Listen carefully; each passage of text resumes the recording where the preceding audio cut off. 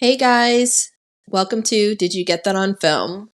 On this podcast, we deep dive into horror movies, and so it is full of explicit content as well as spoilers. Please be advised. Now, let's get to the show.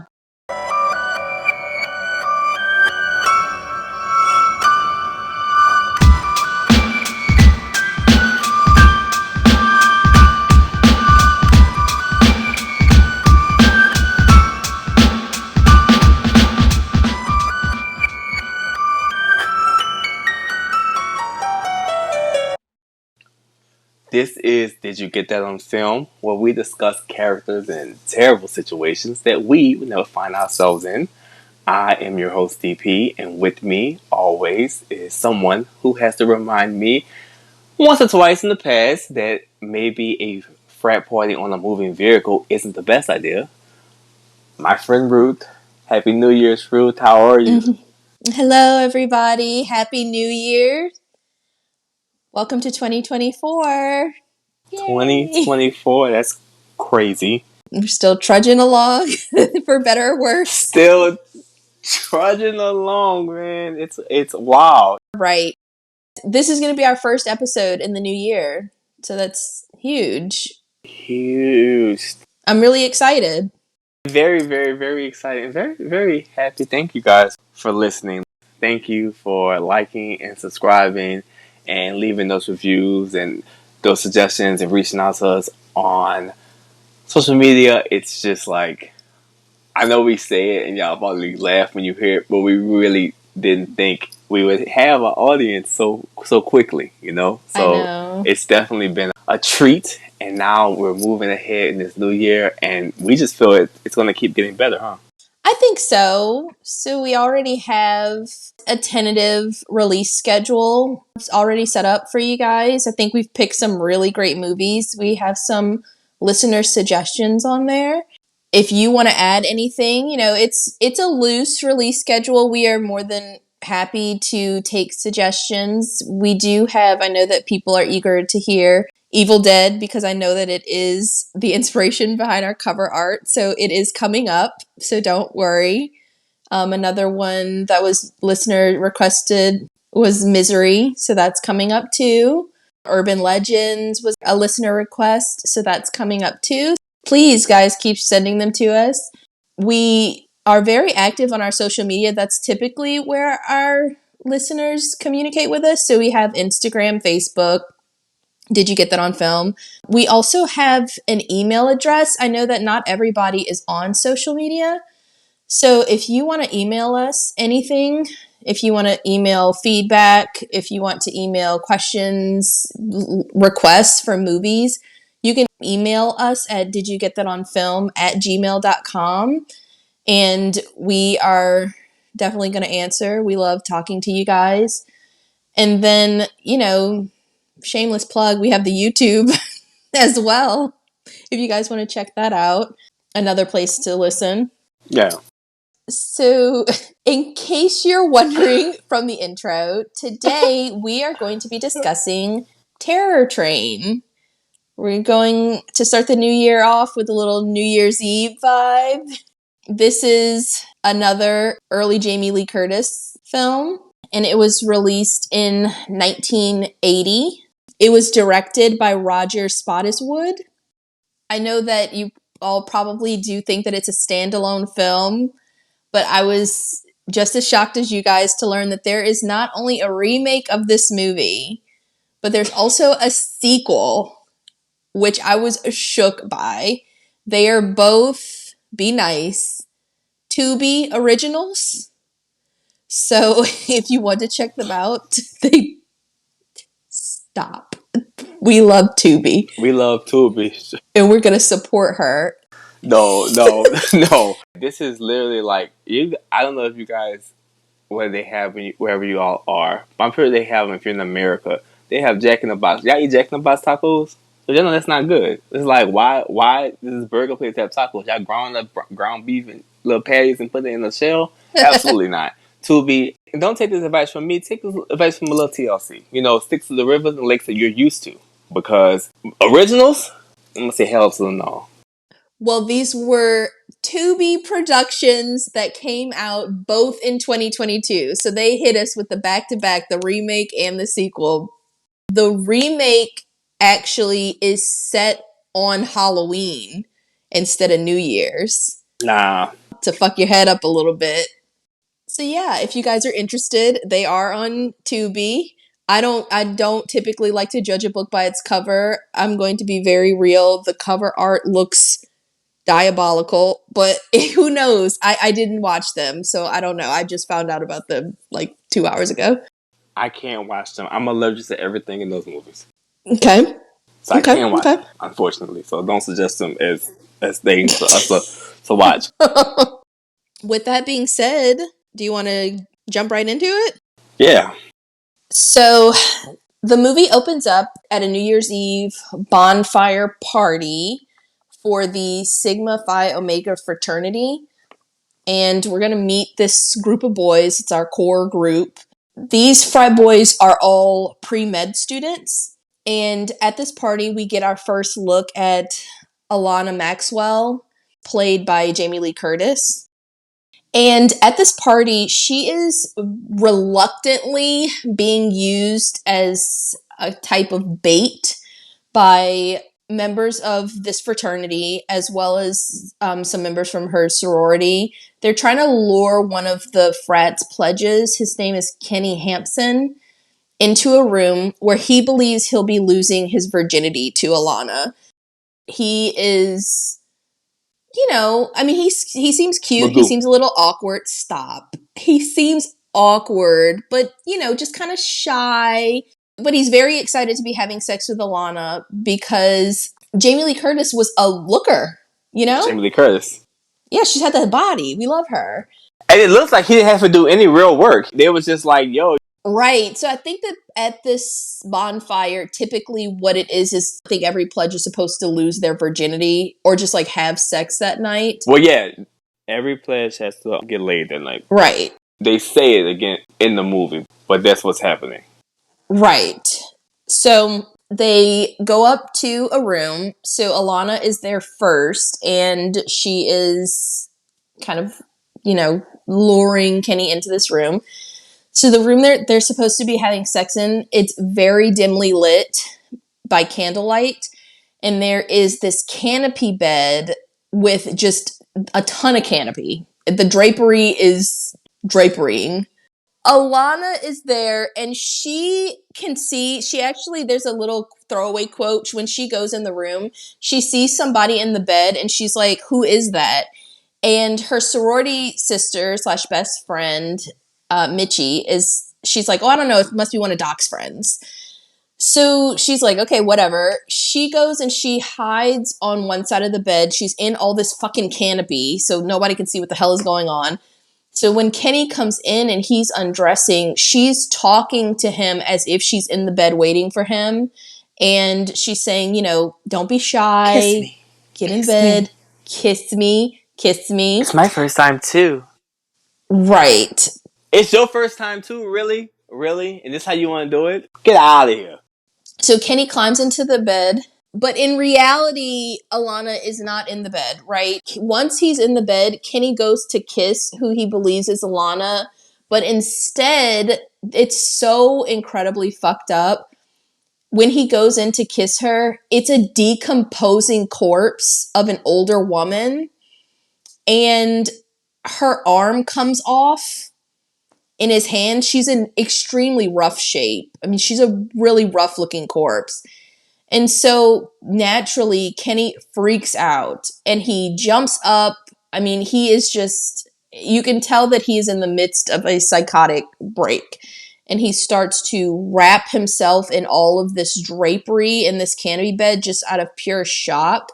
And so Alana looks on because she was unaware as well that it was a body in the bed. So she is also very disturbed by what's happening.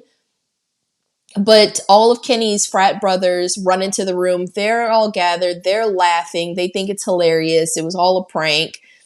But Alana and Kenny are both really appalled by the fact that this is a corpse in this bed. And then we cut to black and the opening credits start to roll. So that was kind of the the cold opening. It was a doozy. There's so much that happened. First of all, these people need to be in jail. Jail. Agreed. They need to be in jail. I agree. Then, secondly, we talk about this a lot on the podcast. Y'all, what it smell like in there? That's Come on. my thing. Okay. Because she doesn't look, it looks really fresh corpsey. Like, it doesn't look like she's been embalmed or anything. Like, she is in rough shape, y'all. The corpse is fucked up. So I was like, it has to be funky. Literally. Like, that's not a joke. She's literally falling apart. It must be so fucking funky. So I'm like, no offense, Alana. You didn't realize? You're standing right there. But it's like, you want to lose your virginity that bad. When you get in bed with someone, the first thing is you smell them. Like, you like, oh, shit, he smell good. So when he went in there, he wasn't, at best, it smelled sterile. You know what I'm saying? Because it's a corpse. And you was really, like, excited. Well, for all we know, they could have sprayed some perfume on it. Okay. Some spray. Yeah. Some spray. Like some body spray. I don't feel like there's enough spray in the world to decompose body. Like that. Mm-hmm. And what I also don't like about this scene is I don't like how the movie is desperately. I mean, please, sir, may I have some more? Trying to make Alana look innocent. Because she's not. Because you about to do some messed up stuff. Whether you knew about a dead body or not. You knew you wasn't about to get in bed with that boy. So this is my thing. What did Alana think was in the bed? I'm like very confused because the person that's in the bed is not moving. They're slumped over. They have them kind of sitting up, but they have to be slumped, right? Because it's a fucking cadaver. So I guess I'm like, she walks in and she's like, who's that? It's Mrs. Bates. Basically. So what did she think was happening? I don't know. You knew it was a prank. She knew it was a prank. You can sell me that she didn't know it was a dead body. I'll let her have that. But who did she think it was? Because in my opinion, she may not have known it was a dead body, but at the very least, it was a passed out woman, right? Because when she asked Mitchie, who's that? Mitchie says, I don't know, one of Doc's friends. So if this is supposed to be a live person, because I can't believe that she would think it was a doll. Did you think it was a passed out girl? I don't know. I'm confused. That's what I'm saying. What I'm saying is there's no way they can frame this as she is so innocent. And as we watch the movie, the narrative that we are presented is that she's deserving of that because she was unaware of the real intentions. But you knew that y'all was trying to play that boy. Like y'all was trying to tease him, and that was messed up. Okay, but let me counter that. Okay. I'm not saying that what she did was right. I'm not saying that she's innocent. I'm saying that, despite all the questions of like who she thought was in the bed, I don't know. I know it had to be fucking musty as fuck in there. Crazy. I think decomposition smells outlandish. But think about the things that I know that you weren't in a fraternity, but you were very, very close to the sororities and the fraternities. I was in a sorority. Just think about the things that have been done in the name of rushing somebody. Mm-hmm. I know that this was extreme. This was a body, but think about the things that are done to pledges. Hazing is wrong, and it's why a lot of schools, they like if they find out you're hazing, you'll get in trouble. You might get kicked off campus, but we know that it happens. I just think that if they were putting him in the bed and it was a prank and it was like a dummy, that's not the craziest thing to happen to a pledge. You know what I mean? I'm not arguing the pledge activity. I'm saying the movie, as we continue to go through it, is painting this thing like poor Alana.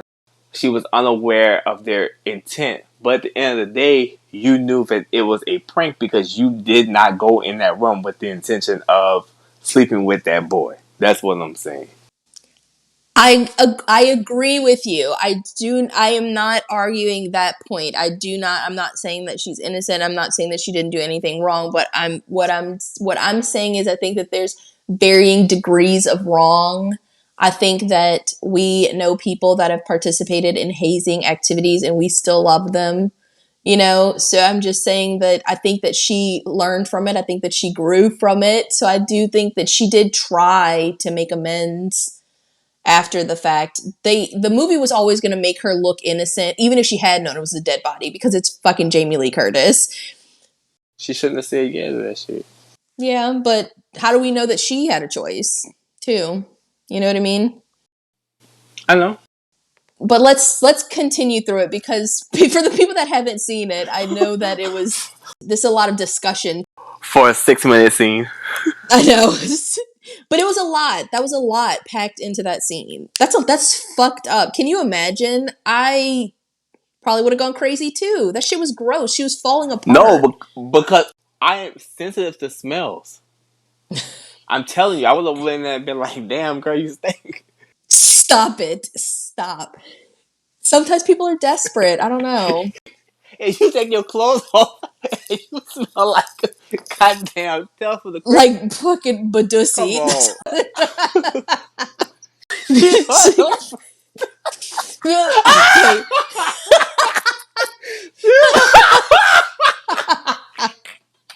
Oh, Lord. All right. That's a whole corpse. It was an entire corpse. Okay, back to it. So Okay. now we cut to 3 years later, and this same group of friends, this same sorority girls, frat boys, they are going on this steam train costume party to celebrate New Year's Eve, which is fun. We also learned that this excursion it's a celebration not only for New Year's Eve, but the people that we have met, like Alana, her friends in this sorority, Mitchie. This is going to be their last party for the graduating seniors. Getting off the bus is Alana and her boyfriend Mo, who's one of the frat boys. So some other important characters that are on this train. We have Ed, who is kind of like the class clown. He is, I guess they're all kind of pranksters, but Ed is really silly.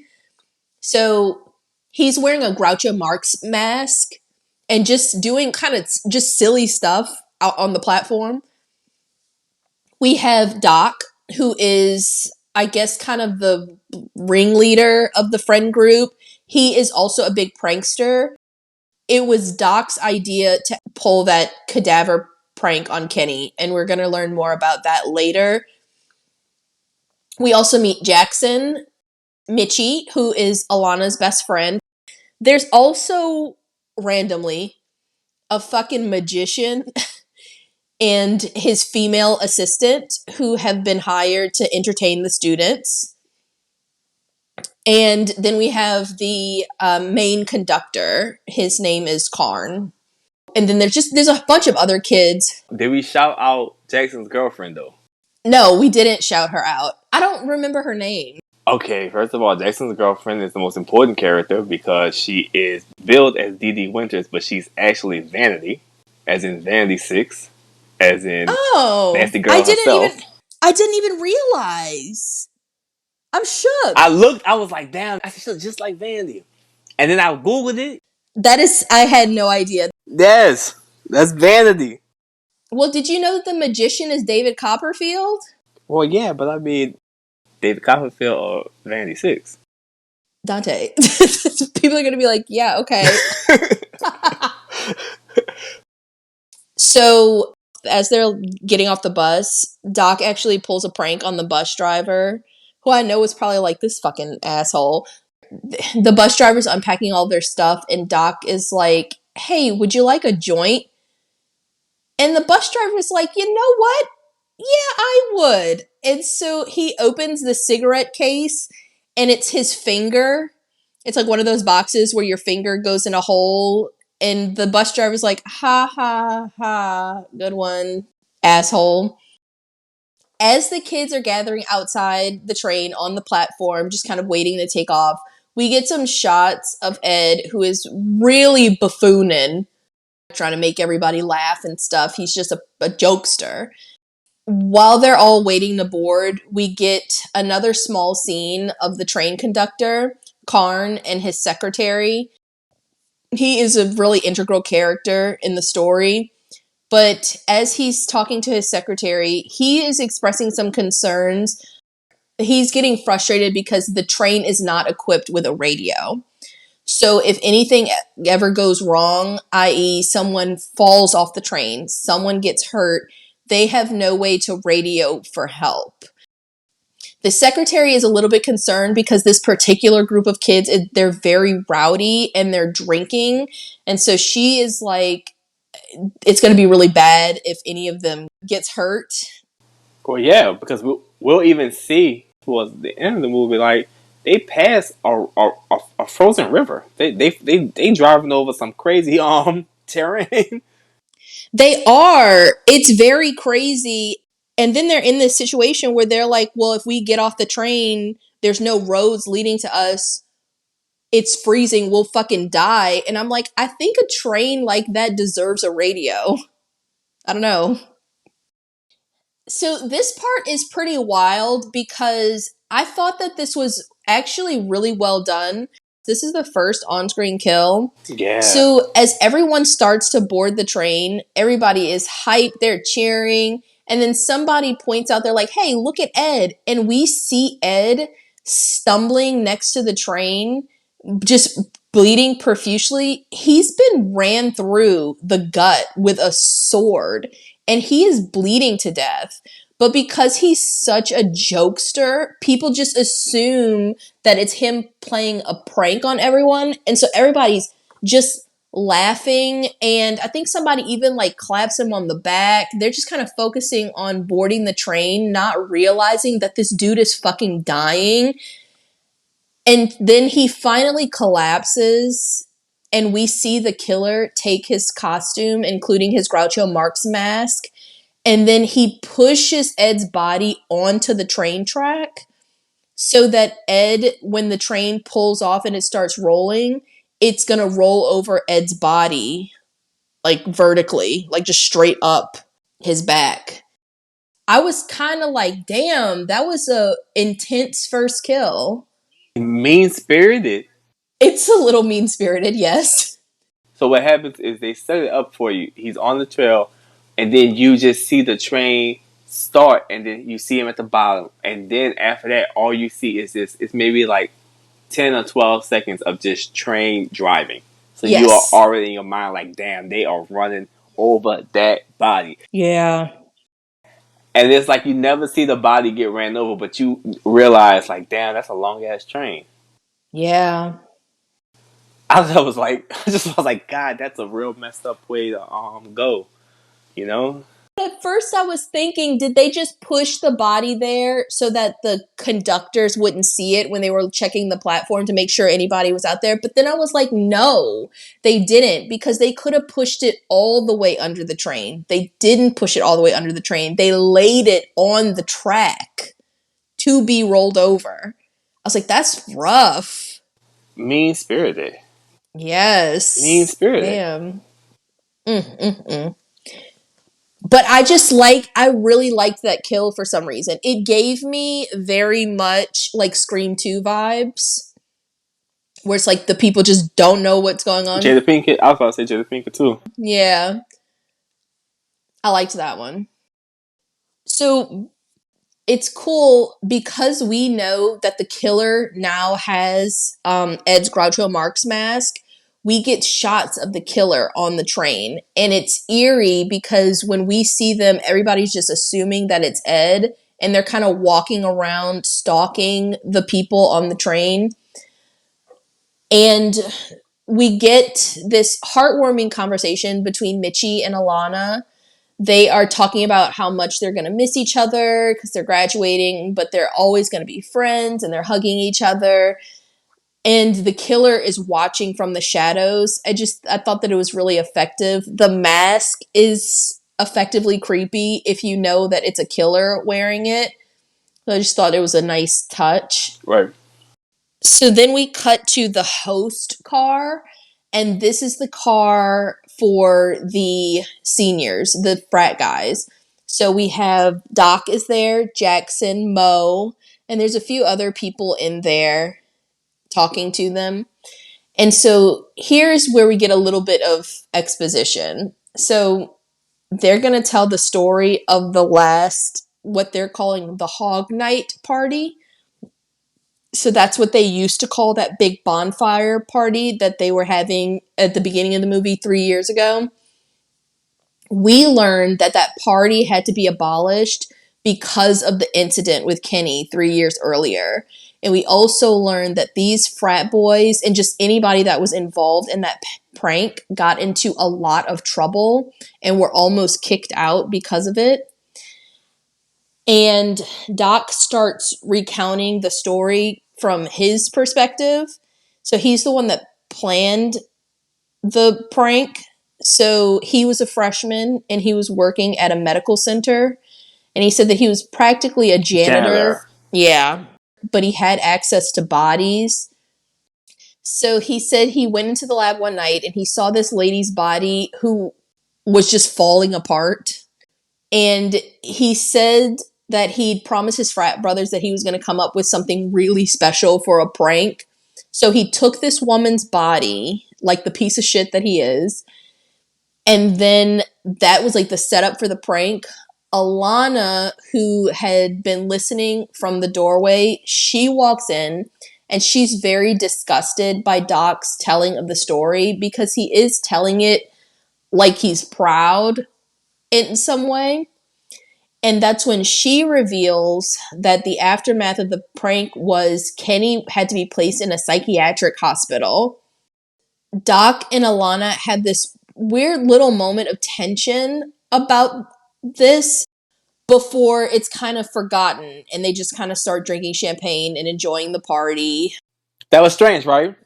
I thought that was really strange, especially knowing their relationship later. It was a weird thing. I don't know. So there's a little throwaway scene as well where there's some underclassmen that are there. They make them leave because they're like, oh, well, this is for the upperclassmen right now. It's this the host car. But they're like, thanks for the drinks, Doc. And I guess he gave them beers or something. I don't know. And Alana's like, that's pretty decent of you. But I guess remember that because Doc is somebody that doesn't do anything decent. He is not a decent person at all. We also get a shot outside of the car door of the host car, and we see that the killer is lurking there and eavesdropping on them. They're not aware of his presence. Then we get a shot and we see Mitchie kind of walking through the train, and everybody's been drinking. You know, everybody's kind of having a good time. She stumbles upon who she believes is Ed because he's in that Groucho Marx mask, his costume for the night. And she's really relieved to see him. He offers her a cigarette, which she takes, and there's a finger inside. It's just like that prank that Doc pulled earlier on the bus driver. And Mitchie believes that it's fake. She laughs it off, but I don't think it is fake. No, it's Ed's finger. It's Ed's finger. Okay, I just wanted to be sure that I wasn't tripping because it's definitely a real finger. That's the punchline of it. It's like, oh, now it's really a finger. Haha. Right. I mean, let's sit right there for a minute. He or she, whoever is the killer, really messed up Ed. I mean, to gut somebody, cut their finger off, and then leave them on train tracks? Fucked Ed over. Straight up. But as we continue watching the movie, we realize he's a savage. It is pretty brutal. Yeah. It is pretty brutal. You're right. So as Mitchie leaves the compartment, Ed is following closely behind her, and they want to kill her. And at one point, they even grab her, but this Ed imposter is interrupted by Jackson, who comes walking in, and nobody thinks, Mitchie's just like, oh, you're hurting me, but Everybody thinks that it's just kind of Ed fucking around. So nobody has their guard up in this situation. So when Jackson comes walking through in this lizard costume, he's totally oblivious to the situation that he's finding himself in. So this is going to be setting up the second on-screen kill. He ends up inviting fake Ed into the bathroom with him because they're going to go drink. They're going to drink some whatever kind of liquor that Jackson has. It's supposed to be the good shit. While they're in the bathroom and Jackson's back is turned, fake Ed grabs him and then he turns him around and he lifts up his mask to show Jackson the face underneath. We don't see it. But when Jackson sees it, he says, "Oh my God, no, no," before having his head smashed into the mirror just repeatedly until he dies. Then we cut back to the host car where Alana, Mo, Mitchie, and Doc are hanging out. They're smoking marijuana and they're drinking. And if you didn't already think that Doc was an asshole, this scene really solidifies it. So Alana is sitting and she's talking to Mo, who is her boyfriend. I think they've been together like this entire time, 3 years. They're very close. They're being very lovey-dovey with each other. And she's just talking about how she's really happy that he came up with the idea to have the party on the train, because I think that it's implied, I think they kind of say it early when they're getting off the bus. Alana really likes trains. She's very, very excited, and he knows that. So he said earlier that he planned this for her because she wouldn't let him get her a graduation present. Now, she is very happy, and so she's talking to Mitchie, and she's like, "Oh, I'm gonna have to marry him after all." And so I think that just seeing anybody happy just really gets on Doc's nerves. So he comes in, swooping in to just shit on their happiness. And he tells Alana, he's like, "Well, you should marry me then because it was my idea." He then he's talking to Mo and he says, "Sorry, Mo, I know that we agreed that we would let her think that it was your idea, but I just cannot tell a lie." And I was like, what a pussy, dick, idiot, fuckboy move, right? Like, it was just like, what a piece of shit. It served no purpose. I always find watching these movies, I'm always just like, man, people are really out here with some asshole friends. 100%. I couldn't imagine me and none of my guy friends, none of us would just be like, let me be an asshole. But we would never just be like, let me just completely burst your bubble. She's so happy that he planned this. Let me just fuck this up for you real quick. Because what's the reason? Where y'all find these people? Fraternities. It's weird. And that happens a lot in the movies we watch. Just like, it's always this one friend. Just like, why are you like this? Why do you have friends? Right. How do you have friends? Right. So Alana is like, she's talking to Doc and she's like, "Oh, well, I guess you paid for everything too." And he's like, "No, Mo is the one with all the money. I'm just the one with the ideas." And I was like, for somebody that's paying for your whole party, you just have like so much nerve. I was just very turned off by Doc. Couldn't wait for him to die. So he also reveals that the alcohol he gave the younger students earlier in the night was actually like tampered with. I don't know. It was like spiked with something. I don't know. Yeah. Again, another thing that was just really unnecessary. Just like an unnecessary dick move. It's just so crazy to me. I guess watching, I'm just like, damn. And like, I don't know if it's like remembering how things were when we were, at that age, like in college and stuff. It's just like, you do trust a lot of people. And think about it, like, but like, those were just two, like, guys, just like, now they got just drugged. I'm not saying that he paid put a roofie in that, but like, But you don't know what he put in there. Right. What you put in there? Whatever he put in it was malicious. To make him pass out? Give him diarrhea or something? Like, that's what I was thinking. Come on, man. I don't like this. I know. I don't like Doc at all. So Alana is pissed because Mo lied. So she's irritated about that. She's also irritated because she had vowed to never go to another one of Doc's parties. She came to this party under the assumption that it was Mo's party. So that is bothering her as well. And she's angry because she doesn't like Doc. And she just feels like he can't seem to have fun without hurting someone. Alana storms off because she's upset. And while she's leaving, Doc says to her, "You're always walking out on my parties, but this time you can't." And it's just such a real piece of shit thing to say. They also make it kind of ominous, right? Because I think he's going to be like a red herring for a minute. They did a terrible job at that. Mm-hmm. Okay, so okay, I'm like immediately you saying that I'm like, yeah, they then probably so. And now remember I saw the movie and it was like I never thought it was him. There was other people who I thought it was. Right, because they do. So then immediately after that, so Alana storms off, and then on his way out, so Mo is getting up to go follow Alana. Mo is Alana's boyfriend, so he needs to go comfort her. Alana's dressed as a pirate, and Mo is dressed as her parrot, and I thought that was pretty cute. But on his way out, he imitates a parrot's voice, and he's like, "Rah, I'll get you for this one, Doc." But then in a serious, more ominous voice, he says, "I mean it this time."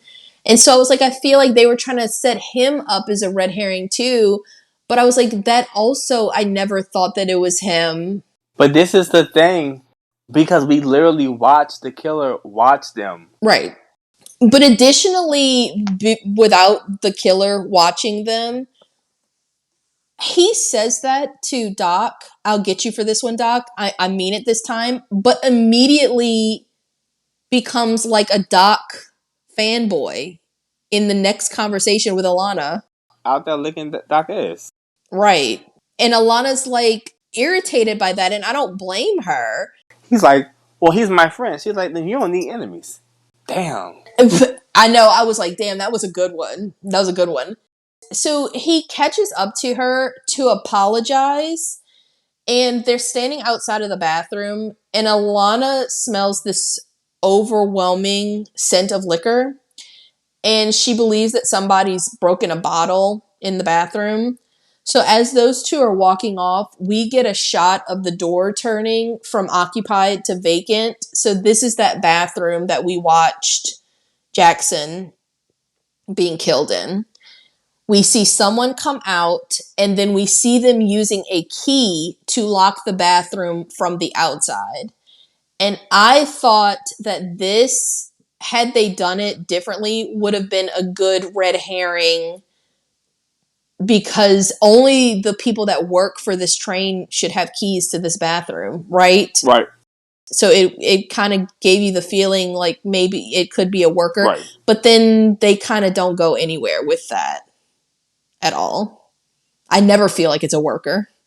No, I never. I just I watched it to record this episode, but I had seen it a few times before, and I even watched it again for this episode to say, well, maybe watching it again, maybe I can kind of piece where they hit red herrings. I feel like, I mean, I don't know what to say because I don't want to like ruin it. I think it's pretty obvious who the killer is. Like, we're not going to say it, but I think it's pretty apparent who the killer is, especially with that second death scene and what happens before it. And I just feel like within the movie, they're just like, well, it can probably just be anybody. But to me, that's not a red herring as much as that's just like trying to make a movie work. Mm-hmm. And we'll go more into that. Mm-hmm. So next, Alana and Mo stop to see the magician doing some tricks, which I was like, damn, David Copperfield was cutting up in this movie. I was like, he was really doing these tricks. He was doing these tricks, but he was rizzing her up. Right. The way that they talk to each other, every interaction they have with each other, I'm like, damn, are y'all gonna kiss or what? Like, I don't know. Should I close my eyes? I don't know. Like straight up, I was just like, damn. They cut to Mo's face, like kind of just like, I don't know how to feel, and I'm just like, you should feel played, like, Right. But I was like, you know what? A young David Copperfield, I was like, okay, I could see it. He's got some swag, you know? He was playing the fuck out of Doc every time they interacted with each other. So I was like, okay, I like he him. needed to do that. That was a He needed must. that. Doc was being we'll get there, but he was being a total asshole. But like, I just was watching, I was like, damn, I would feel so hurt if I was there with my girl. She was just like fucking slobbering over the goddamn magician. A magician? I know. I kind of find that stuff kind of cool. I kind of want to go see a magic show now. He was killing it, though. I mean, he was like really doing his thing Right. with those tricks. Every trick. But Those the tricks were crazy thing is, crazy. Dante, he was really doing that shit. David Copperfield was doing those tricks. So They would be like, okay, cut. And I'd be like, wait, hold on. I'll watch it again. I'm excited. They're like, your line, please. Oh, no, my line is I know, right? amazing. Right. Bravo. They're like, your line is, don't kill me. Stop. They're cool. I was like, Like, man, oh, this is yes. cool. Man. And they're like, focus, focus. Okay, let's keep going.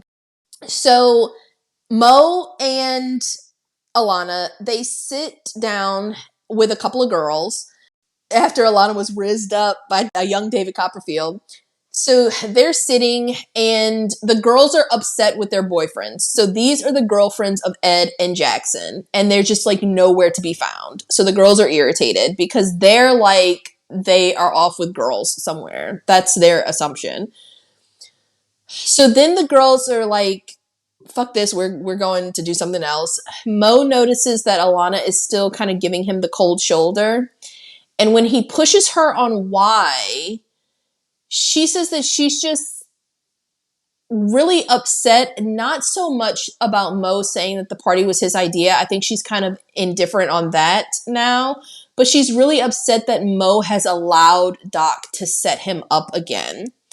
And she is basically saying that Mo is just a follower. He's a lackey. You just kind of fall all over Doc. And Mo is saying stuff like, oh, he's my friend. He's not. And Alana is like, you're really not hearing me. Like, you're really not listening to what I'm saying. Like, he's telling her that she's just upset that she got in trouble 3 years prior for that prank. Which, first of all, why wouldn't I be? Why wouldn't I fucking be upset? It's like he's saying, you want to be perfect. See, you perfect. And then when you got in trouble, now you mad because he messed up you being perfect. But at the same time, it's like, no, I explained to y'all that boy went to the hospital. It was a dead body. Exactly. This wasn't just a prank. I mean, this was insane. You can go to jail for that. Right. Playing with a dead body, moving a dead body. You took it from that medical center. That's somebody's grandma. Right. I just feel like this doesn't need to be explained, right? Like, I Right. don't know. I just think that Mo is being really dense right now because, so this is the line where he tells Alana, he's like, I know that Doc can be a jerk sometimes, but he's a friend. And that's when Alana's like, then you don't need enemies. And I was like, damn, she got you there. That ain't your boy. But he's just too much of a weakling to, I guess, acknowledge that she's telling the truth, right? Because he fucks him over a lot. And so he's really just kind of making light of what Alana's saying. And so she pulls that and he's like, did you think of that one by yourself? And she's over it. So she's like, I'm gonna go. And she leaves. Volunteer to disappear by the magician. She goes to the magician. Disappear them She goes draws. straight to the magician. I don't blame her. So then we cut to this random scene. I just felt like the scene was so random, but It wasn't. It was. Wait, which scene do you think I'm about to say? We're about to cut to the conductor talking about Why how did he do that? What the hell was that about? What the because fuck were you to do? I think around this time, this was like not a social issue, but like this something that was happening in time, in like real time, with coal and with gas and with RVs and with the slumps. It was the 80s. It was the beginning of the 80s. It was Every right before single time Reaganomics. we meet with the conductors and the crew, I'm like, what are we doing here? But What yeah, the fuck are we doing here? well, that actor, He was the one of the bigger names in the movie at the time. stars. He was He because was the he's the star. top bill. Right. He's the top bill, and they had to give him something. So they were Ben Johnson. So he had to have his character, and his character has a backstory. He lost most of his money trying to sell RVs. I've never cared about less in a movie in my entire life. I didn't care. I did not care. So we have that scene. He's talking to his crew, Charlie, Cole guy, just a lot of people. There's also another scene with him that was like mad random. He keeps doing fucking card tricks. Okay. And I was like, why is he doing these fucking card tricks? But then the twist is, y'all, he's not even really doing card tricks. He's just fucking around. He's just fucking around with the cards. They're not real. It's like you said earlier. It's creating a air of mystery. Right. So they're trying to make it like, oh, who would have a key? Oh, magic. Well, is it the magician? Or well, actually, the conductor was doing magic tricks, and then, well, go over the next scene, and then I'll be able to expand more because I have more to say, but I don't want to go ahead of the storytelling. So we have another little random scene where the conductor is showing Doc and Mitchie some card trick stuff, and I'm not even gonna like try to pull the wool over y'all eyes. He's not doing a card trick. Okay, he's just basically standing there doing shit. But we just get another opportunity to see that the bathroom that they're standing outside of, it's still locked. It's that same bathroom where Jackson died. So now we are taking a trip to the magic car for the magic show. Is this a scene you were talking about? Well, no, I'm talking about the scene when they find Jackson. Oh, we have a little bit. Sorry. We have a little bit ways to go because they spend, Dante, I think it might be like 7 whole Exuberant. minutes amount of time on this fucking magic show. Dante, for a minute, I was like, what am I watching right now? I was like, I am very confused. The thing is, I'm all into magic. First of all, I'm like, this kind of cool. But what I'm thinking to myself is, could you imagine like 20-year-old us going to a party, a fair party, and they were like, "Yo, we got a magician." We'd be like, "What a liquor!" Ain't nobody trying to watch a magic show, bitch. That's the thing. And then Africa dab your ass and give me a Long Island. A Jello shot. They're all crammed into this car too. Watching They're crammed in here. It's like 36 people. They just stopped dancing. They just stopped like conversing. They are all in this, and I'm just thinking to myself, like, this would have not flown. Like, I'm really trying to sit here and think what I would have been feeling if I was in this situation. I would have been like, I would have been like, get me off of this fucking train. This is not, like, they're not even talking to each other. They're just watching this fucking magician. And yeah, I mean, he's doing his thing. It's David Copperfield, It's of cool. course. But I'm like, this is not what I came here for. I'm just gonna get drunk and get laid. Like, I'm not trying to watch no goddamn magician? The magician shit? So now Alana and Mitchie are in the magician's car and they're watching him do these tricks and stuff. it's just like immediately after they were gone, this is what we were talking about. Doc and Mo take Jackson and Ed's girlfriends to go hook up. And it's so wrong. It's so many layers of wrong.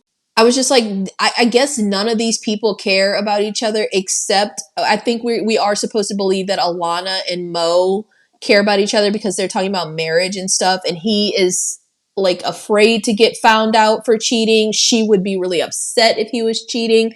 But other than that, I'm like, I just thought that was really skeezy. Because I guess the way they were trying to sell it was, well, they think that Ed and Jackson are with other girls. I'm just like, it's one thing to be with other girls. Y'all like really trying to fuck their friends. Like y'all wilding. Y'all take it too Right. far. Right. Y'all taking it too But then it far. was like, but then Doc and Mo are pieces of shit. Straight up. Well, I mean, yeah. Nobody's sticking up for them. They trash because then we're about to see like, and then this really when Doc showed his true colors. Like he actually in love with Mo. He doesn't want him to have a good relationship. Yes. So there's a weird dynamic with Doc and Mo because this is not a friendship. That's not the vibe that I'm getting. This is something different. So Mitchie sees them walking off. She sees the two guys walking off with the two girls, and she already knows what's up, but she decides to shield Alana from this information. So she asks her to stay in the car with her and to dance. On the way to hook up, the two couples, they stop outside of that same locked bathroom. But this time, the conductor also notices that it's still locked when he's like, that's kind of odd. He also notices that it reeks of alcohol. So he tells them to skedaddle, and then he uses his key to open the door. When he opens the door, he finds Jackson on the ground in this lizard costume, and there's blood everywhere. He is obviously dead, and he has a liquor bottle like jammed in his mouth. The conductor is alarmed that he takes his pulse to confirm that he is dead. He's like, that boy is dead. So the conductor, Karn, he then goes back to the conductor's car and he's telling his colleague, Charlie, he's like, look, there's a dead boy in the sleeper bathroom. I'm not really sure what happened, but he's like, there's no doubt in my mind that that boy is dead. I mean, he's like, I've never seen anybody deader in my entire life. But he asked his colleague to keep it quiet. He had to sit down. He had to sit down and drink some coffee, but he was also like, do you have any liquor to put in this coffee? He was like, I just saw a dead body. I am right. I am stressed out. Right. So it's at this point that he tells his colleague to keep it quiet. He doesn't want to cause a panic. But he also puts in a call to the engineer, and they're kind of talking through, like, what is the fastest way to get off this fucking train? So I think the engineer is like, yeah, well, we can back it up because I think they're not really far from the station where they left. But they say that backing it up would actually take longer to get them back to the station than if they just continued moving forward because they would have to slow down. So the conductor, Karn, he just decides that they just need to finish the trip, but he asks the engineer to pick up some speed so that they can get there ahead of schedule. Now, when Karn and Charlie go to the bathroom to find the body, they open the door, and the person in the lizard costume is not only alive, but now there's zero blood in the bathroom. It's all cleaned up. And the person on the floor is just like swooning like they're drunk. And they find a bottle, like a almost empty bottle in the bathroom. So they're just like, oh yeah, you must be drunk. And so the conductors kind of accept this, but Karn stays suspicious of this because there was obviously blood all over the bathroom.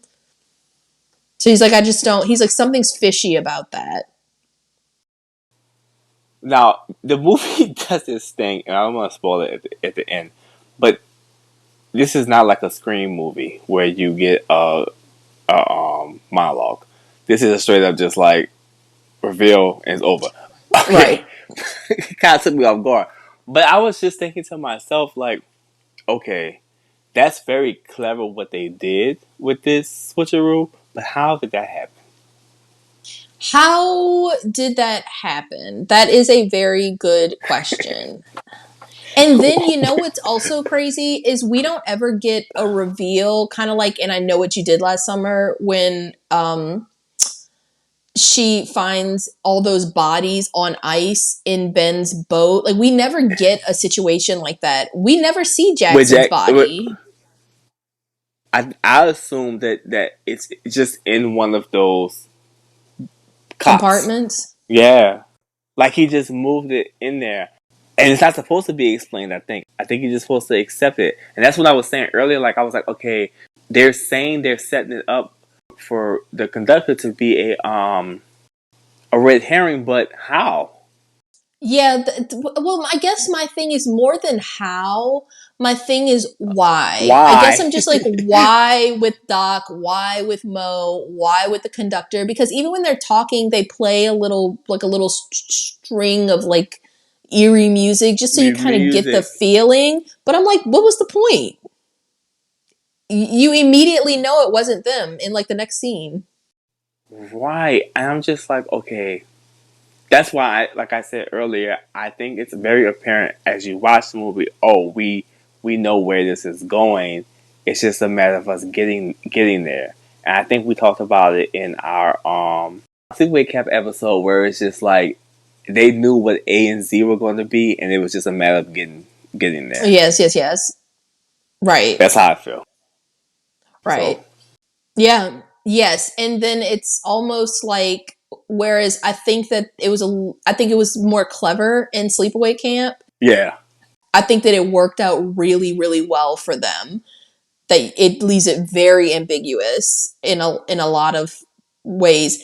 This almost at times feels like a lot of half-baked ideas, if that makes sense. I feel like adding any red herrings, that none of them worked.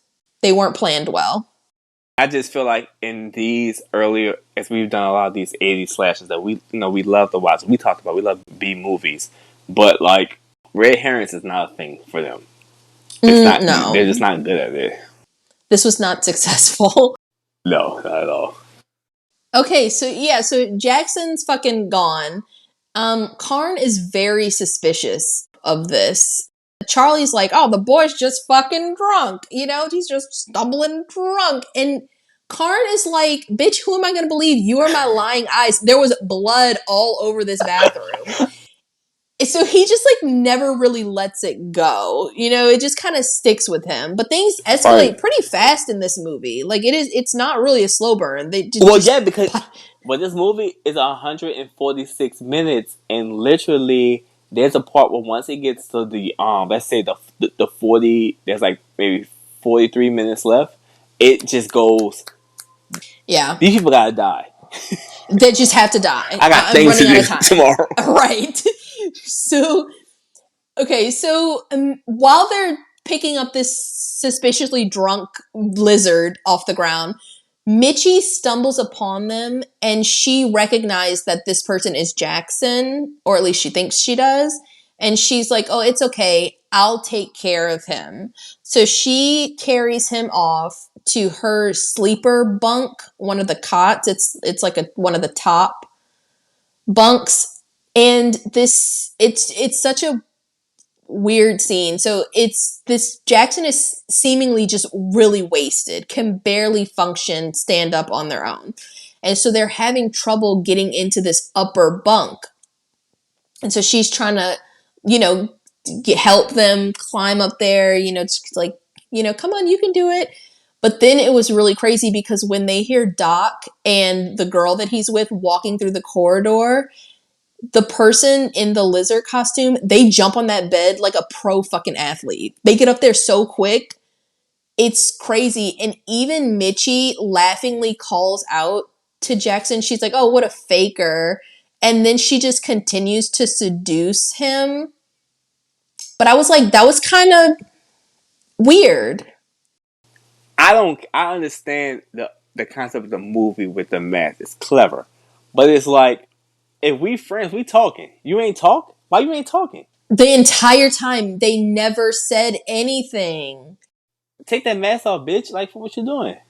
That's You okay. being weird. This is weird. You being But weird. but not just Jackson being weird. Mitchie, you're being weird because you're gonna fuck a dude with a lizard head on? The mask thing is weird. But even like that whole time with Ed, they're like, Ed went from being a class clown, joking and telling jokes, joked out, just to To not completely speaking? to speaking at all. Not and like we've been around drunk guys, and it's like you know how they get into it. They talk, they put their arm around you. They start talking about, man, you're my best friend. They like love me. They hang out, like, Right. but they not. To be They ain't saying silent? nothing. That doesn't make sense to me. That's weird. Mm-hmm. Like, dude, why you not talking? I would have been like, take the mask off. I guess she felt like if I'm asleep with my friend's boyfriend, I don't want to see his face. Maybe. So as she lays back, Jackson starts to touch her, and she's like, okay, well, are you going to take off that fucking glove at least? So he takes off the flipper and he starts to rub her, and she comments on how cold the hand feels. And she's like, oh, you know what they say about a guy, cold hand, warm heart. Who says that? Not a damn person. I've never heard that in my entire life. And we use terms like jumping Jehoshaphat.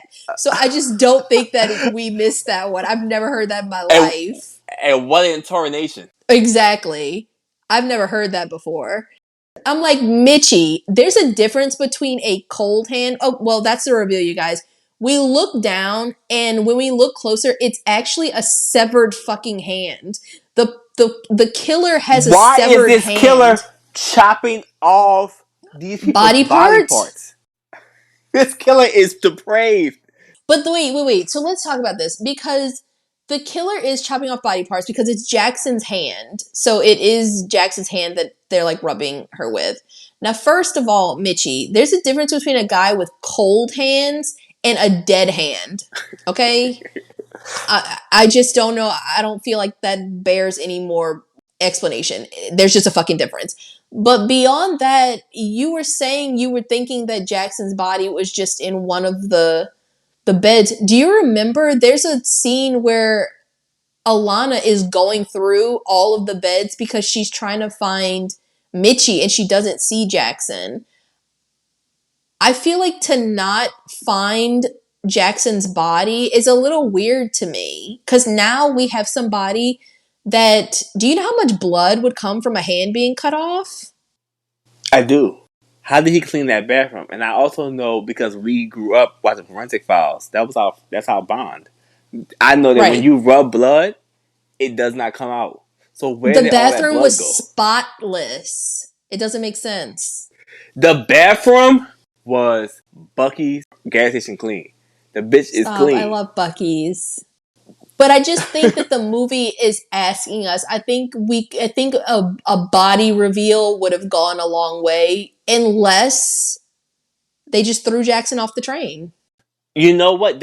But again, we understand that the body got thrown off the train. But at the same time, it's the blood. Where did all that blood? It would have just been so much blood. It's the same issue with the crabs when we do I Know Still Last Summer. Because that's fishy. That fishy smell. I have an issue. I have a really big issue with that. I can't wait until we get to that one, just so we could talk about the issue I have with those fucking crabs. Just dramatic for the sake of being dramatic. And I don't always like that. I want realism too. I don't like excess kills, and I don't like when they do like grandstand and stuff that you can't. Because I mean, it's not logical. This is some overtime work. And the bathroom floor is not a dark color. It's clean. It's very clean. And I guess I'm just like, overtime work for what purpose? Because I guess it is kind of still early on, but like you said in not much time at all, bodies are just going to start piling up. It's just like, oh, they're dead. Yeah. Yeah, I know exactly what you mean. So I don't know, but let's get back to it. So Mitchie sees the severed hand sitting on her chest, and as she's about to scream, the killer puts their hand over her mouth. And then I put that this was kind of like the third on-screen kill. It's definitely just a partial. You don't actually see just yet what happens to Mitchie, but you do know that she is about to die. Alana is now walking around just totally unaware of what's going on. She has another little encounter with the magician. And he gives her a rose, and they're kind of, doing a little light flirting back and forth. David Copperfield was being really smooth with it. Just then, Doc comes in, and he tells Alana that Mo is waiting for her, that he wants to see her. And he says that Mo is sorry, and that Doc is sorry too, to kind of butter her up. This was so fucking... How dirty. How dirty. low For what? can you get? And it's not even like you in love with him on some like romantic stuff. You just don't want anybody to have more pull with that dude but you. That's what it really is. It's not even like, oh, he is like sexually like attracted to him. He's like, I need to be the one that controls your mind. So I'm gonna mess this up, because that's some messed up stuff. That's so messed up. What you doing, Mo, is low down, but like, you my friend. She just told you, you don't need enemies, dude. Look at your best friend. Right, because Doc is saying this to Alana, but in actuality, Doc is trying to set Mo up, because Mo is in the compartment with that girl from earlier, Ed's girlfriend. So Mo isn't doing anything with her, but she's definitely trying, and he is definitely in a very compromising position. So she ends up taking off her clothes. So she's topless, she's just in her underwear. And it's a situation that will definitely upset Alana. And so he is trying to leave. She won't let him leave, but it's like at the end of the day, Doc sent Alana there to not only hurt Mo, but to also hurt Alana. For what end? Like, what is the purpose? I don't know. I guess some men just like to see the world burn. Yeah, but your own friend? He not his friend. Clearly. You gotta be real careful who you have in your circle. Agreed. So as the conductor is doing some rounds, he's still mulling over that kid from earlier, the one that he was absolutely sure was dead. But while he's walking around, he discovers Mitchie's body. So her hand actually falls from the bunk, and it causes him to go and open the cover that's covering her bunk area. When he looks in, he finds her throat has been slashed. It's pretty gruesome. It's a very deep wound. It's very violent. This killer is very angry. Yes. So Alana ends up stumbling upon the conductor just after he's found Mitchie's body. And he really does his best to try to shield her from Mitchie. But he takes her to the conductor's car, and he informs her that Mitchie is in fact dead. He knows that it's Mitchie because he found her shoe on the ground, and he gave it to Alana, and she identified it.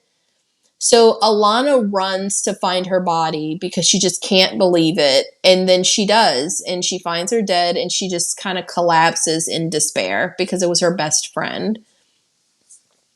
So the conductor is talking to Alana, and he remembers that the last person he saw Mitchie with was the boy that was supposedly falling down drunk, but that he was absolutely sure was dead. So then it dawns on him that the killer must have taken the costume off of the dead boy. So he kind of confirms that something like that must have happened, because he goes back to the bathroom where he ends up finding a bloody handkerchief that apparently the killer used to clean up the blood in the bathroom. So now Alana is distraught, and so she's running to find Mo. Mo narrowly escaped being caught by Alana. And so he's able to get out of the room with that girl, and he goes to find Doc, who is with the rest of the students in this fucking magician's car. Because I guess the magician's doing a round 2 of the fucking show. But everyone is watching the magician, and Doc is very antagonistic towards him for some reason.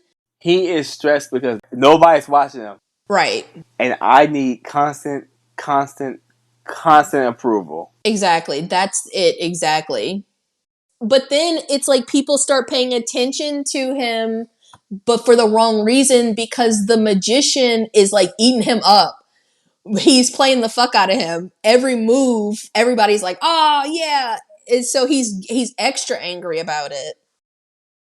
So now Mo comes in and he sits down next to Doc, and he's like, "I know what you did, you son of a bitch," but he doesn't stay mad at Doc. It's a very fleeting moment. And so then he just kind of sits down, and now he's watching the fucking magic show too. The magician is like disappearing and reappearing, and he made his lady assistant disappear and reappear. And there was a point where he'd used a switchblade to blindly pick out a card that Doc had signed. He's really cutting up. He's doing a lot. So once the show is over, Doc tries to gather Mo to leave. But Mo, who has been sitting next to him this entire time, Mo's sitting right beside him. He's unresponsive now. And so he pushes Mo. Mo falls over and he hits the ground. He sees blood. So Doc is freaking out and he is screaming for help. So this is, I said this was kind of the 4th on-screen kill. I don't really know what the fuck happened. Mo is just dead. So The movie needed him to be dead. The movie needed him to be dead. He's fucking dead. He was sitting there and now he's dead. So Doc is screaming for people to help him. Nobody's helping him as he's dragging Mo's body through the train. They're all just laughing because Doc is a prankster and he's constantly pranking people. Nobody's taking him seriously. So once he's pulled Mo to the back of the train, he finds Alana and the conductor.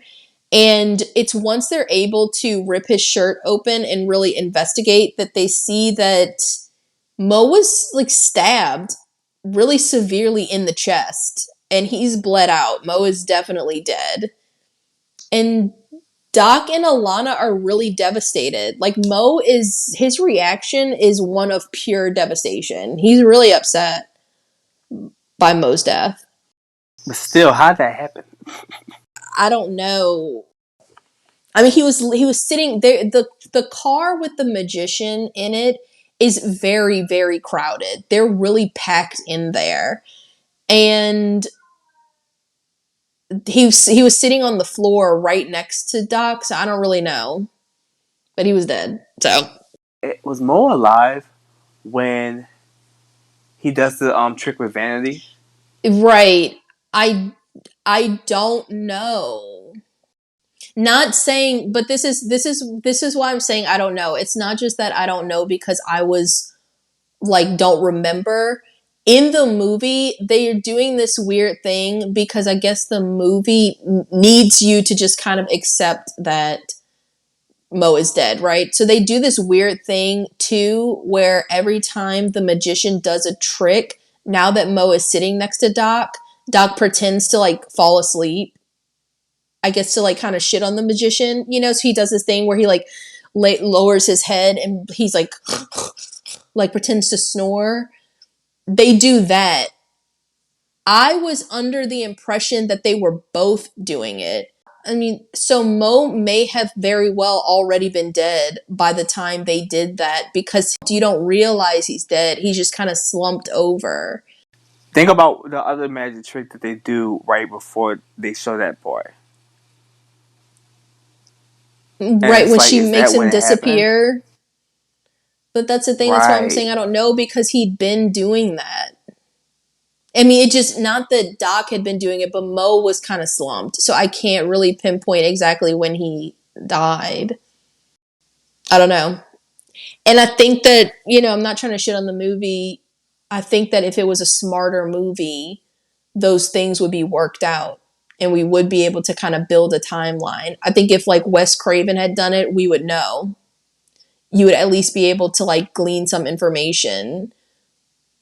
With this, I think that it's just like we needed him to be dead. So it's whether there was time for it to happen or not, it happened. You know what I mean? They wanted to get those characters out the way. Yes. All right. Now, Alana also informs Doc in this moment that Mitchie is dead too. And so this sends him into a spiral.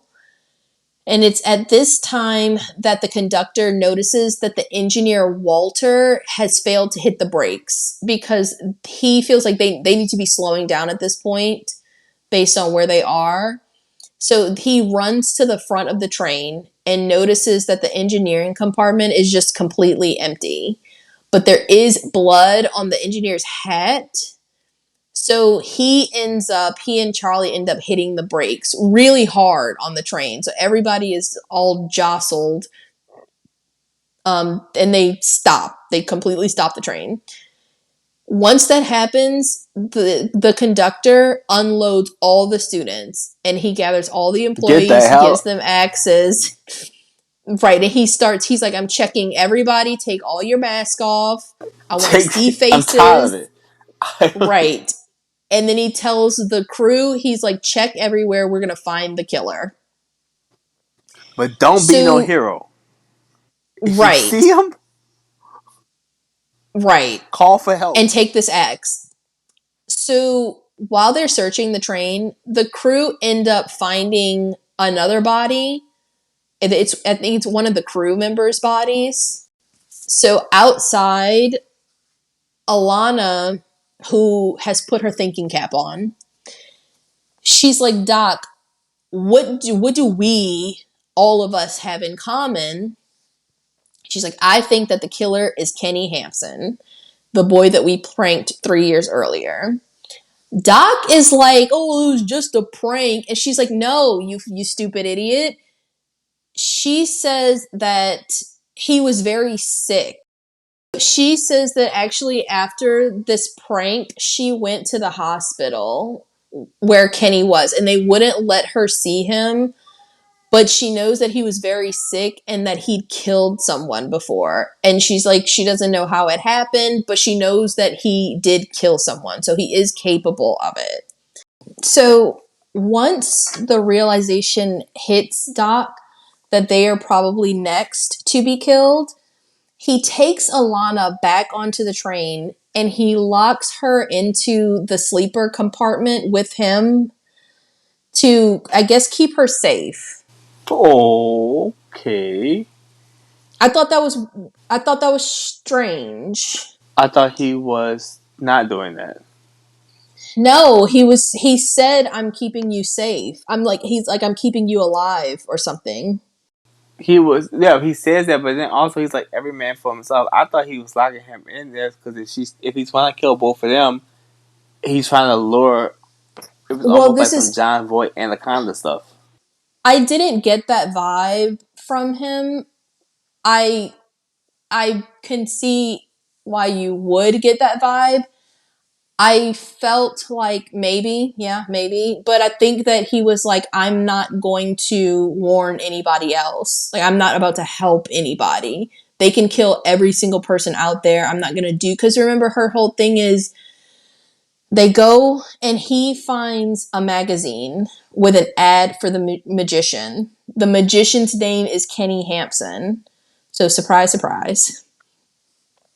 And they had a little throwaway line earlier in the movie where Doc remarked to Mo that he was like, I didn't hire a magician for this train.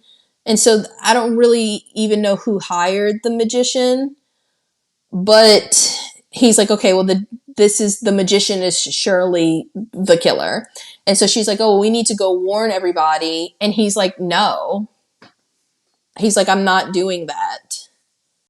So I don't know. I just didn't really get that I felt like vibe. he was just trying to keep them both there. But I just felt because it's like when she says to him, "Oh, he's trying to kill us because we're the only two left," and he takes her. It's just like he's waiting, and then because I'm just there, gonna lure the killer with both of them, and then just let him kill her, and Yeah, he could but probably take her. maybe, but I don't know what good that would do him. Because then he could one-on-one probably take the killer. I don't think the killer would attack two of them. But I don't know. I don't know why I brought her in the room. Something gotta happen in this movie. Right. So, but during this time, the crew they were not able to find the killer. And so they tell the students who have all gotten off the train at this point, they're in the snow. The conductor, Karn, he tells them that they have to reboard the train. And none of the students want to. And he's like, I'm sorry, we don't really have a choice because there are no roads in the mountains that lead up to where we are. And the train is the only way out. You will surely die if you stay up here in this snowy weather. So the students are very reluctant, but at this point, they know that there's a killer on board. I think they're all just going to go lock themselves in one compartment to try to stay safe.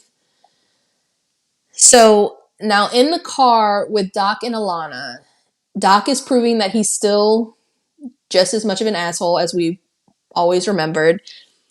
Alana says that they need to warn all their friends about Kenny, and Doc is like, I'm not going anywhere.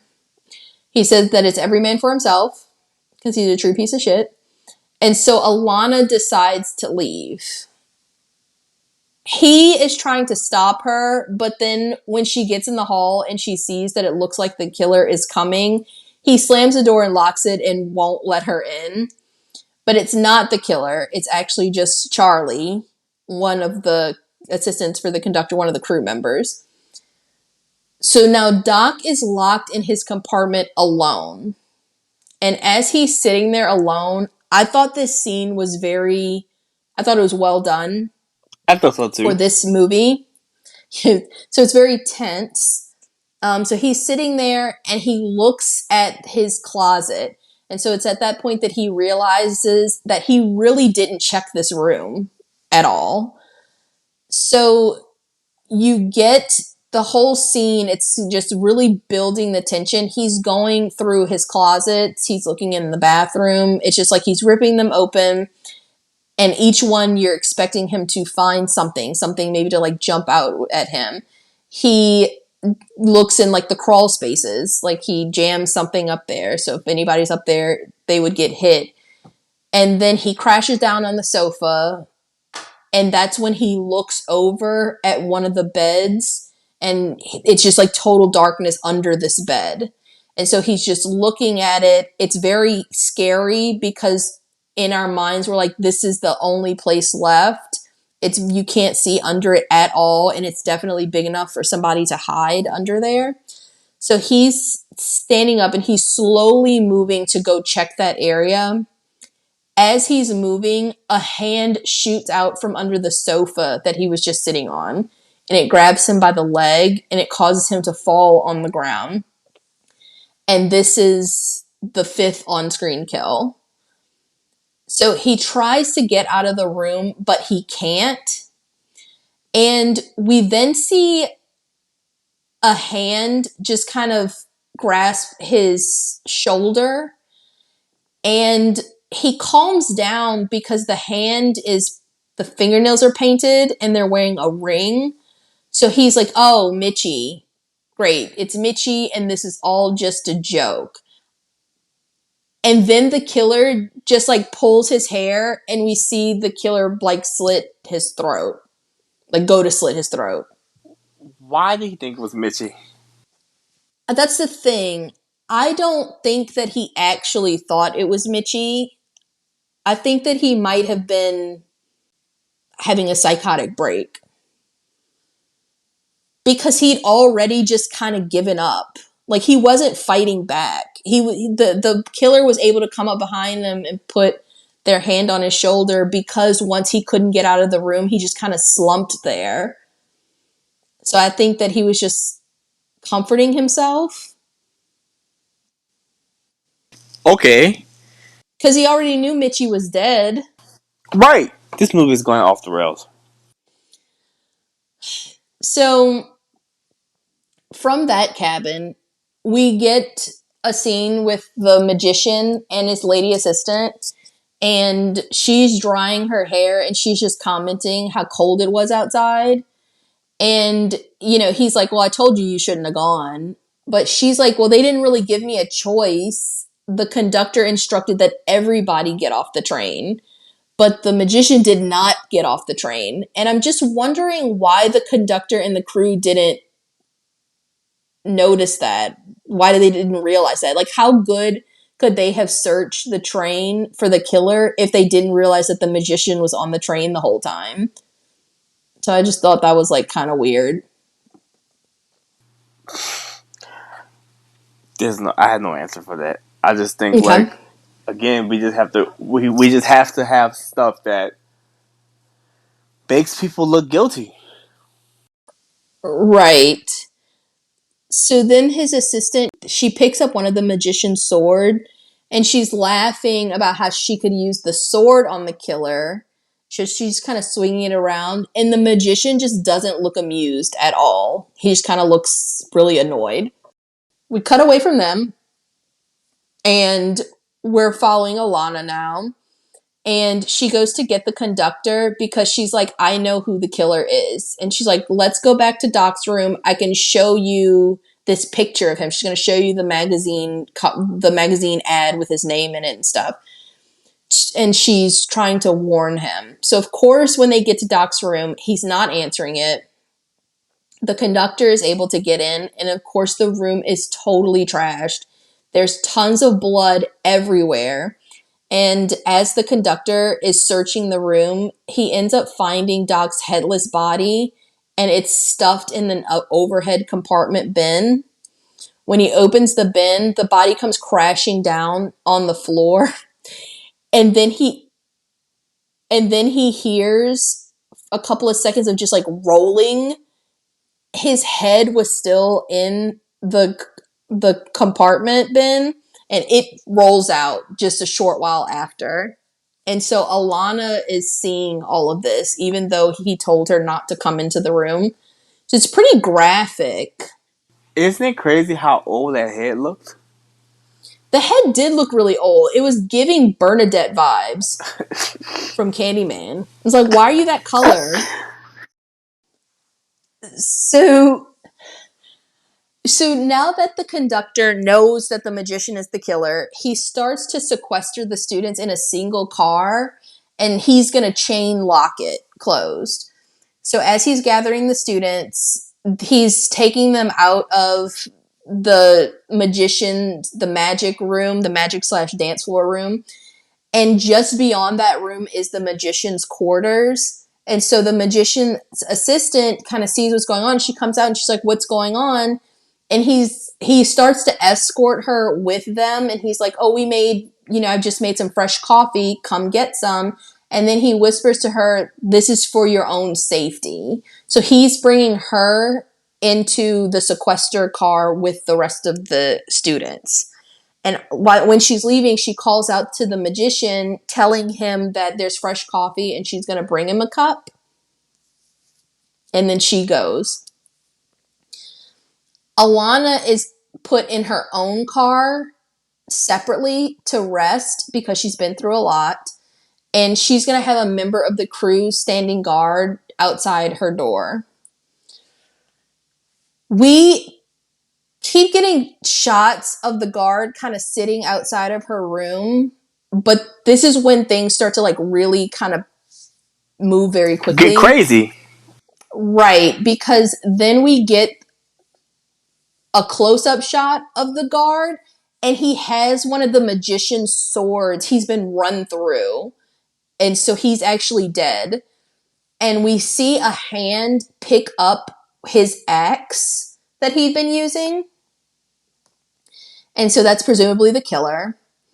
And so while all of this is going on, the conductor and some of the crew members, they're heading to the back of the train to the magician's quarters with some axes because they are going to confront him. But when they get back there, he's nowhere to be found. He is not in that car. So that's when we cut back to Alana. So now we don't know where the magician is. We know that somebody has killed this crew member and they have an axe. We now see that someone in a mask, they're holding the crew member's axe and they're entering the car to go kill Alana. But unbeknownst to the killer, Alana has set up a blow-up doll on the sofa to make it look like she's lying there. And then they go to attack this blow-up doll, so they bring the axe down on it, which would have been a very gruesome way to die for Alana. That he walks in that room with a purpose. He didn't even hesitate, or they didn't even hesitate, whoever the killer is. They didn't even hesitate. It would have been very gruesome. So Alana then stabs the killer with one of the magician's swords, and then she leaves the room. The killer did not die. So they end up chasing her into another car, and they get into a fight. They're in a fucking fight. It's pretty brutal. So the killer tries to strangle her and then just kind of beats her up in the process. So they're punching her a lot. She's getting really kind of fucked around. She can't get out of the car that she's in, that she tried to run through, because the conductor has been chaining everything. So Alana goes into this small caged office area in the center of the car, and she locks herself in. I like that too. It was very tense. It made you feel really tense. And it was because it was very like clever. Like, oh, that's a smart thing to do. Lock yourself in. Yes, because the killer couldn't get in there to her. She locked it from the inside, so they were stuck outside. But I also knew immediately once she did it, I was like, this, and they didn't do it a lot, but I was like, this is going to be one of those things where it's like, she's in a small space. She's like a fish in a barrel. So they're going to be like trying to poke her. And that does end up happening. The killer then takes this really long, it's like a really huge metal rod. It's almost like a crowbar. And they start to like stab into the room where she is. And then they just use the crowbar to go try to open the door to the caged room. But Alana actually takes one of those pointy kind of receipt memo holders. You kind of you smash the receipt, smash a hole in the receipt, and it'll hold it. She takes one of those, and she actually stabs the killer in the face with it. And that shit was gross. They do a close up of it, so you really see it. And so she makes a run for it. But the killer catches up to her, but they kind of fight it out, and she's able to push the killer off the train. So she's like, yes, finally.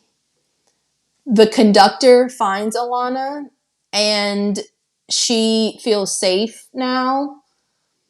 But we as the audience see that the killer is actually holding on to a chain outside of the train. They didn't actually fall off. So holding on for dear life. So as Alana is put in a car to rest up, she kind of falls asleep thinking everything is fine. But there's a window behind her, and we see the killer pop up, mask still on. It was a pretty creepy shot. But before the killer can attack Alana, another student, Jackson's girlfriend, tells Alana to come join everybody in the same car so that she wouldn't be in this creepy room alone. And so at this give point, me the creeps. She was like, I don't want to be in here. Because at first she was sitting in there with her, but then she was like, let's go where everybody else is, which is smart. Her name is Mary. Okay. I don't think they say her name one time in the movie. So we learned that they're pretty close to being at the station now. It's in sight. I think it's only like 10 to 15 minutes away. And the sun is coming up too. So they're at the tail end of this. So Alana decides to get some air at the back of the train. And she does this to get to the very back of the train, she has to go through the magician's room. And as she's walking back in, she starts going through some of the magician's things. And she sits down and a trunk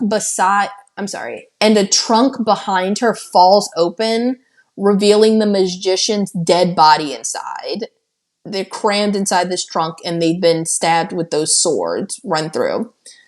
She does this very, very iconic Jamie Lee Curtis scream. It might be my favorite Jamie Lee Curtis scream in any of her movies. I was like, damn. No wonder they call her the Scream Queen. It was an amazing She's a scream scream. queen. I'm going to put a clip of it on the social media. In case you guys never realized, on our Instagram and Facebook, after every episode, the day after, we put up a highlights post where we highlight some of the biggest moments from the movie. I'm going to add this to the highlights post because it was an amazing scream. I was like, damn. She got a set of lungs on her, right? She got. So she runs to the front of the train to tell the conductor and his assistant Charlie. So she runs up and she sees Charlie just kind of sitting there.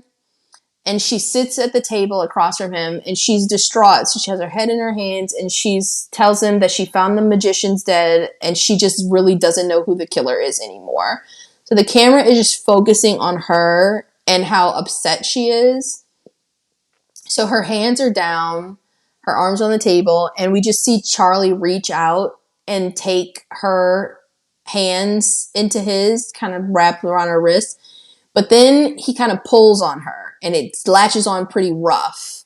And so it causes her to raise her head. And it's a pretty creepy shot because Charlie, who she thought was Charlie, had been kind of slumped looking down.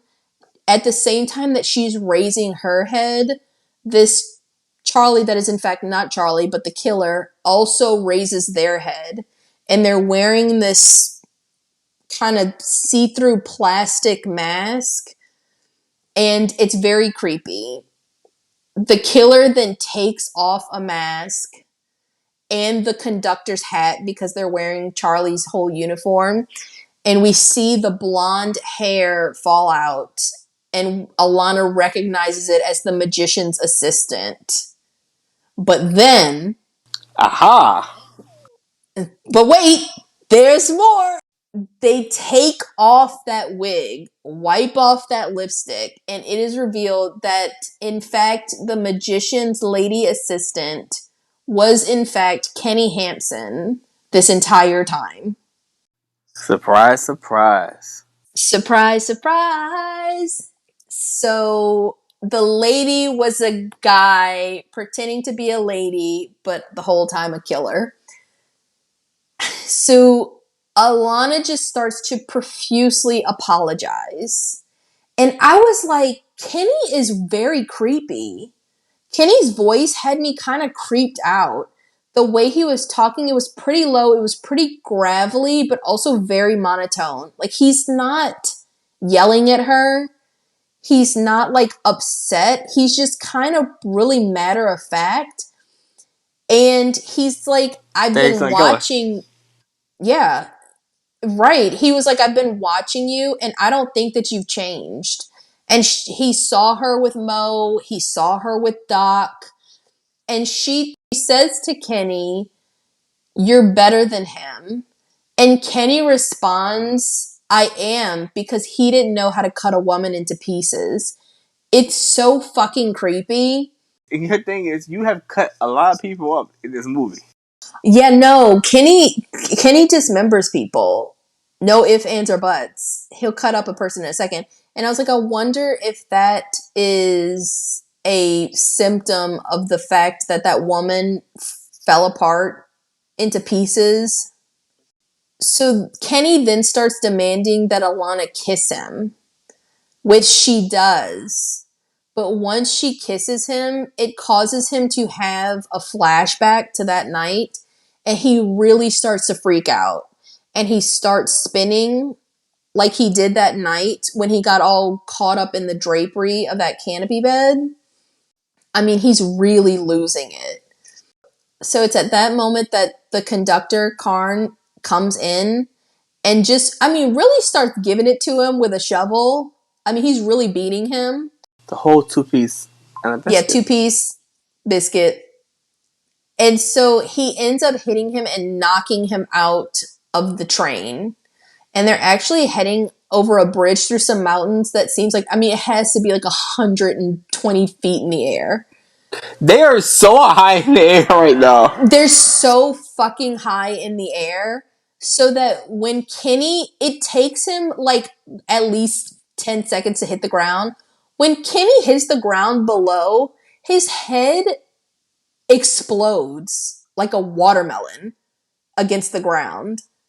And then he just kind of like his body just kind of sinks into this river and he's carried away. And then the end credits start to roll, and that's how it ends.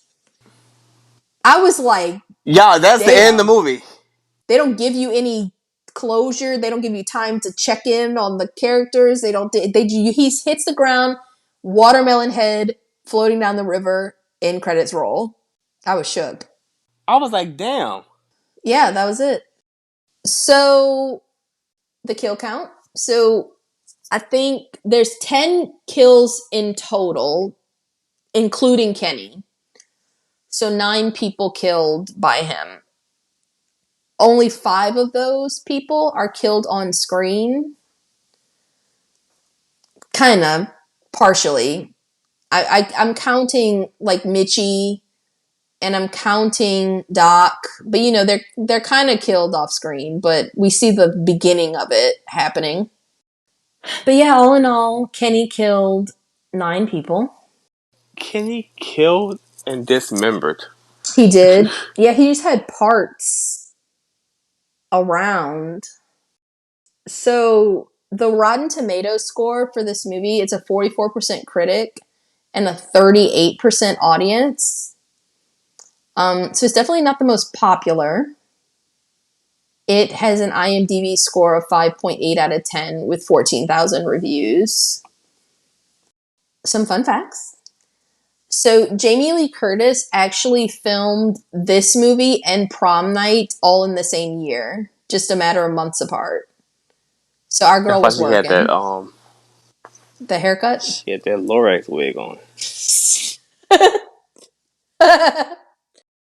Right. So the producer, Daniel Grodnick, he came up with this movie. He wanted it to be Halloween on a train. That is the concept of this movie. He was actually friends. They were like, no. No, he's actually friends with John Carpenter and Deborah Hill. And they were like, yeah, do it. We give you our blessing. Make Halloween on a train. He should have taken more notes from Halloween, in my opinion. But that's also the reason that he chose Jaime Lee Curtis to be in the movie. He knew that he wanted it to be a Jaime Lee Curtis movie. So the killer is played by an actor named Derek McKinnon. And I thought that this was very funny. He said that his favorite scene to shoot was the killing of the character Doc, because he said that actor, Hart Boschner, irritated him during filming. And I was like, that's so funny because Kenny is pretty brutal. He irritated me doing viewing. Right. But that's what I say. Like, so Kenny is pretty brutal, I think, in most of his kills. I think he's arguably the most brutal with Doc, right? he really didn't like Doc because Doc is the one that set up the prank. And so I was like, that's really funny that the actor also didn't like the actor. I just think that's funny that like even though like there's not much of the of Kenny's actor in that scene, he's like, that's my favorite because that motherfucker died. Yes. Right. I thought that was funny. So this is David Copperfield's only acting role in film or television. As an actor, he's been David Copperfield in other things, but in an acting role, this is the only one. But he really didn't like the experience just because he isn't really an actor. He had a lot of trouble saying his lines and stuff, so he swore that he'd never make another movie, and alas, he didn't make another movie. He literally was like, I basically just want to do my show.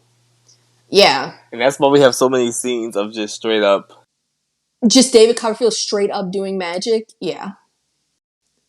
But so when he was talking about the movie, he said, quote, film is a magnifying glass for magic, so I had to be very careful. What you see on screen is exactly what the extras saw during shooting.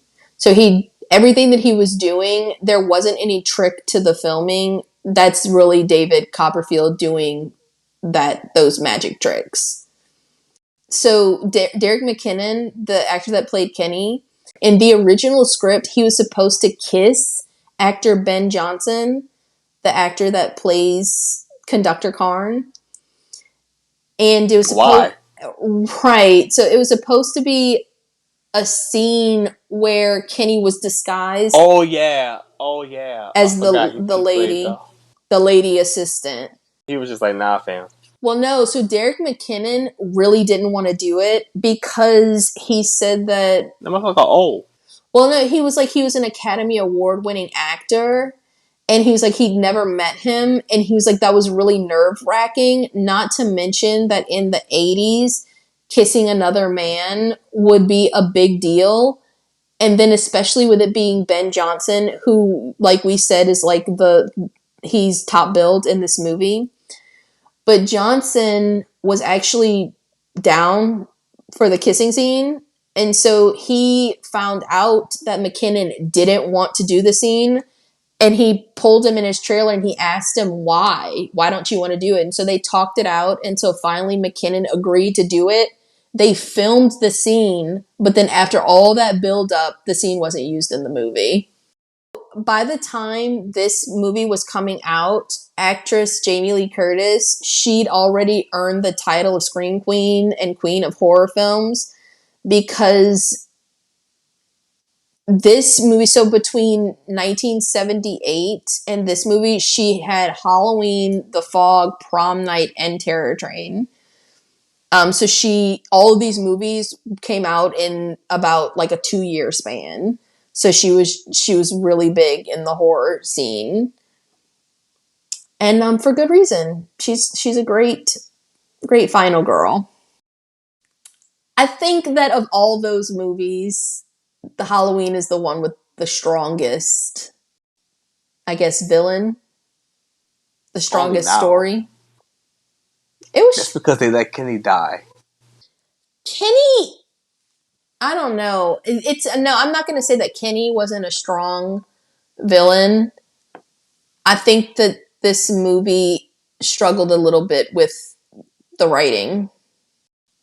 And probably because of that, so my final fun fact, this movie is included in Roger Ebert's most hated movie list of all time.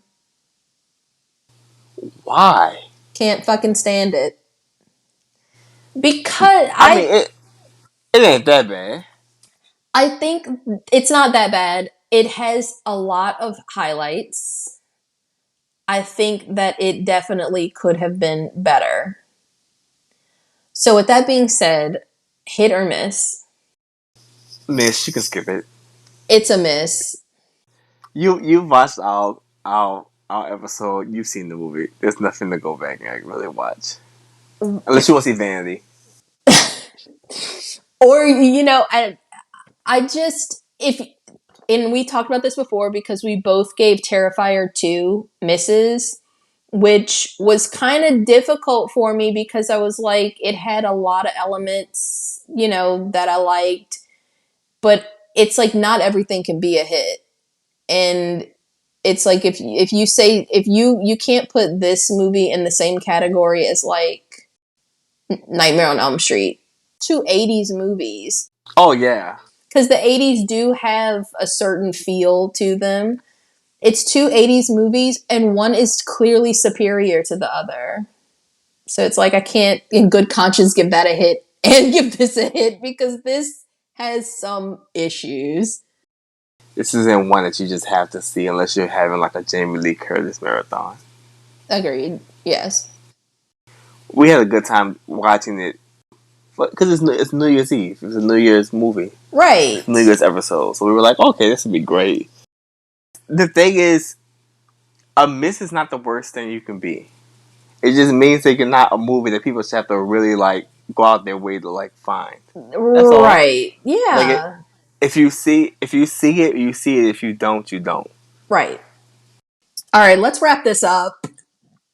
YouTube, Apple, Spotify, Instagram, Facebook, email. Did you get that on film? All of it. So yeah, just feel free to direct message us. Please, if you want to recommend movies, we love that. If you want to talk about movies, we love that. If you disagree, if you agree, just, feel free to reach out. We're very open to dialogue. And you can email us if you don't use the social media. Like I said, did you get that on film at gmail.com? Did you get that on film on everything? So just look us up. Just get it on film. Right. And Happy New Year's, guys. Bye.